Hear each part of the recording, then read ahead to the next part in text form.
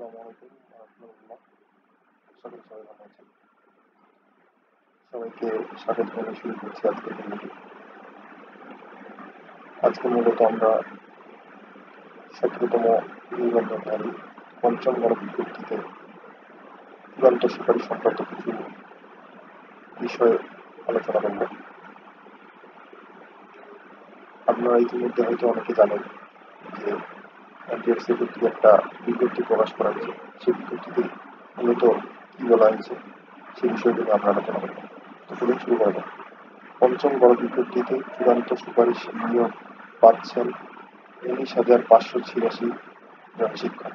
এটা মোটামুটি আপনার চূড়ান্ত হয়ে গেছে। আপনারা ইতিমধ্যে জানেন যে চূড়ান্তভাবে কাগজপত্র সব মিলে সবকিছু জমা দিয়েছিল 22,000 প্লাস। তার মধ্যে এই কয়েকজন বাদ পড়ে কয়েকজন বাদ পড়েছে, কারণ তারা হয়তো কারো কাগজপত্র ভুল আছে, অনেকেই যাওয়ার সময় এরকম নিউজ আমরা দেখছি। তো সব মিলে চূড়ান্ত সুপারিশ নিয়োগ পাবে এখন 19,586 জন। পঞ্চম গণবিজ্ঞপ্তিতে প্রাথমিক সুপারিশপত্র প্রার্থীদের মধ্যে 19,586 জন প্রার্থীকে নিয়োগ দিতে সম্মতি দিয়েছে শিক্ষা মন্ত্রণালয়।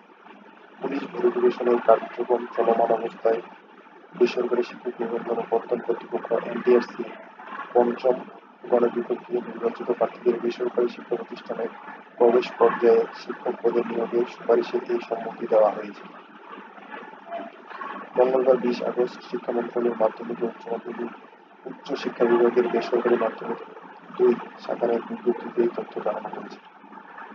উপসচিব মসুমিদ সোহেল মাহমুদ স্বাক্ষরিত বিজ্ঞপ্তিতে বলা হয়েছে, বেসরকারি শিক্ষা প্রতিষ্ঠানসমূহের নিকট শিক্ষক সংকট দূরীকরণ ও মানসম্মত শিক্ষা নিশ্চিতকরণের লক্ষ্যে বেসরকারি শিক্ষক নিবন্ধন ও প্রত্যয়ন কর্তৃপক্ষ এনটিআরসি কর্তৃক পঞ্চম গণবিজ্ঞপ্তির আওতায় পুলিশ ভেরিফিকেশন কার্যক্রম চলমান অবস্থায় অস্থায়ী ভিত্তিতে নিয়োগের লক্ষ্যে সুপারিশ প্রদানে এই মন্ত্রণালয় সম্মতি দিয়েছে। তার মানে নিয়োগ পাবেন যারা পঞ্চম গণবিজ্ঞপ্তিধারী, যারা 17তম নিবন্ধনে আছে, তারা নিয়োগ হয়তো সামনের সপ্তাহে পেয়ে যাবেন। এবং এই নিয়োগ পাওয়া অবস্থায় এখনো অনেক পুলিশ ভেরিফিকেশন কাজ বাকি রয়েছে, সেগুলো চলতে থাকে।